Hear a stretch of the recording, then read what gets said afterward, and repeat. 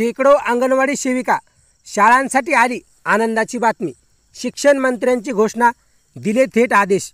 प्रत्येक अंगणवाडी शाळा विद्यार्थी शिक्षक थेट मंत्रालयातून लाईव्ह दिसणार। अंगणवाडी खास 12 एप्रिल ब्रेकिंग न्यूज। तर पाहूया बातमी खालीलप्रमाणे सविस्तर। तत्पूर्वी जर का तुम्ही चॅनलवर नवीन असाल तर चॅनलला लाईक करा, सबस्क्राईब करा आणि समोर बेल आयकॉन क्लिक करा। नंतर तुम्हाला असेच नवनवीन व्हिडिओ पाहायला मिळतील। शाळा अंगणवाड्याचे जिओ टॅगिंग, शिक्षण विभागाचा निर्णय।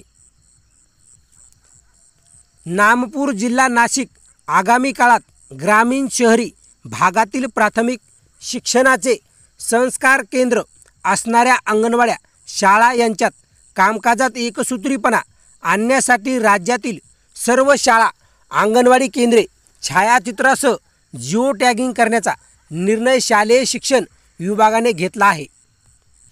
Maharashtra remote sensing application सेंटरद्वारे MRSAC हे काम करण्यात येणार आहे। त्यासाठी 1,04,00,000 रुपये खर्च करण्यास मान्यता देण्यात आली आहे। राज्यातील सर्व शाळांची माहिती केंद्र सरकारच्या UDAS+ या संकेतस्थळावर उपलब्ध आहे। त्यात शाळा विद्यार्थ्यांची संख्या, शिक्षक संख्या, शाळांमध्ये उपलब्ध भौतिक सुविधा, संगणकीय सुविधा याबाबत माहितीचा समावेश आहे।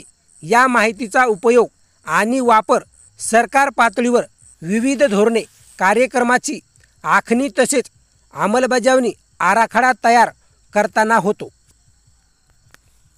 मात्र गाव, चावड्या, वस्ती याचे ठिकाण, लोकसंख्येची घनता तसेच उपलब्ध जिल्हा, राज्यमार्ग, महामार्ग, राष्ट्रीय महामार्ग, 2 शाळांमधील अंतर, शाळांच्या नजीक शासनाच्या इतर विभागाद्वारे उपलब्ध सोयीसुविधा या बाबतीची माहिती शालेय शिक्षण विभागाकडे सद्यस्थिती उपलब्ध नाही।